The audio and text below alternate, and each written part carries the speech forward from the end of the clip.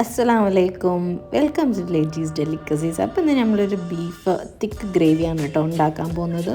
Ghee rice, ചപ്പാത്തി എല്ലാത്തിൻ്റെയും കൂടെ വെച്ച് കഴിക്കുന്ന പോലെയാണ് കേട്ടോ. ഞാൻ ഇന്ന് ഗീ റൈസുമാണ് ഉണ്ടാക്കിയിട്ടുണ്ടായിരുന്നത്.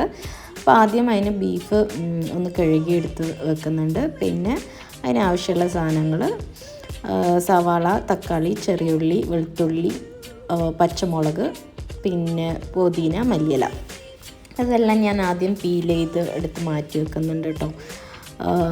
ഞാൻ ഗാർലിക്ക് കുറച്ച് അധികം തന്നെ എടുക്കുന്നുണ്ട്. എക്സ്ട്രാ ഉണ്ടെങ്കിൽ ഞാനത് പേസ്റ്റ് ചെയ്തിട്ട് ഫ്രിഡ്ജിൽ സ്റ്റോർ ചെയ്ത് വെക്കും. എല്ലാം ഒന്ന് വാഷ് ചെയ്തെടുത്തതിന് ശേഷം എല്ലാം കട്ട്.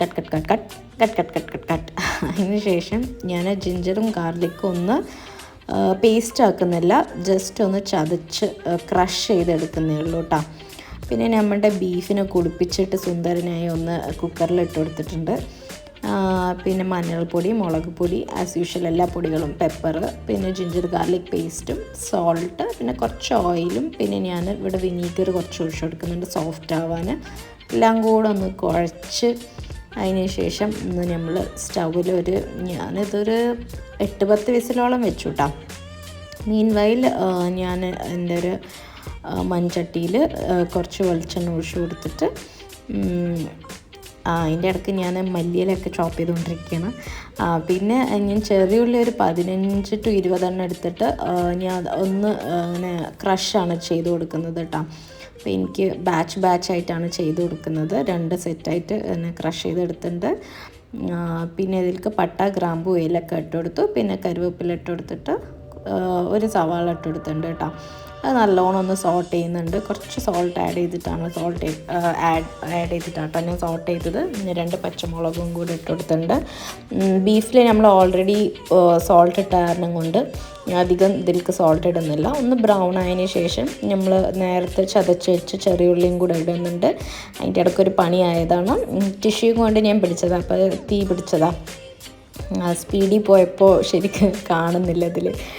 അതിന് ശേഷം ഞാൻ കുറച്ച് മല്ലിപ്പൊടി 2 സ്പൂൺ ഇട്ട് കൊടുത്തിട്ടുണ്ട് കേട്ടോ. എന്നിട്ട് അത് നല്ലോണം ഒന്ന് മുരിഞ്ഞ് വരുന്ന സമയത്ത് തക്കാളി ഇട്ട് കൊടുത്തിട്ട് കുറച്ച് വെള്ളം ഒഴിച്ച് കൊടുക്കുന്നുണ്ട്.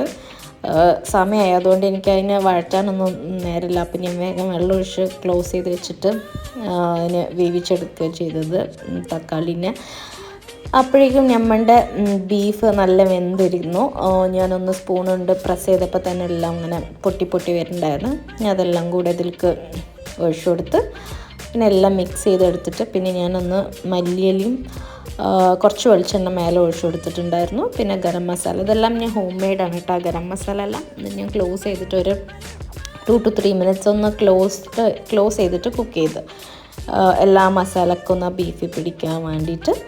അതിന് ശേഷം നല്ല ഇളക്കി ഒന്ന് ടേസ്റ്റ് ചെയ്തപ്പോൾ അടിപൊളിയായിരുന്നു സംഭവം. അപ്പോൾ എല്ലാവരും ഒരു മസ്റ്റ് ട്രൈ ആണ് കേട്ടോ. പിന്നെ ഇതിന് നമ്മൾ സെർവ് ചെയ്യുമ്പോഴേക്കൊന്ന് തിക്കായിപ്പോയി. വെള്ളം കുറച്ച് ലൂസായിട്ട് വേണം എന്നുള്ളവർ വെള്ളം ഒഴിച്ചിട്ട് ലൂസ് കൺസിസ്റ്റൻസി ആക്കാം. ഞാനിപ്പോൾ വീഡിയോക്ക് വേണ്ടിയിട്ട് തിക്കായിട്ടാണ്, പിന്നെ ഞാൻ കുറച്ച് വെള്ളം ഒഴിച്ചിട്ടാണ്. അപ്പോൾ ട്രൈ ചെയ്ത് ഫീഡ്ബാക്ക് അറിയിപ്പിക്കണം.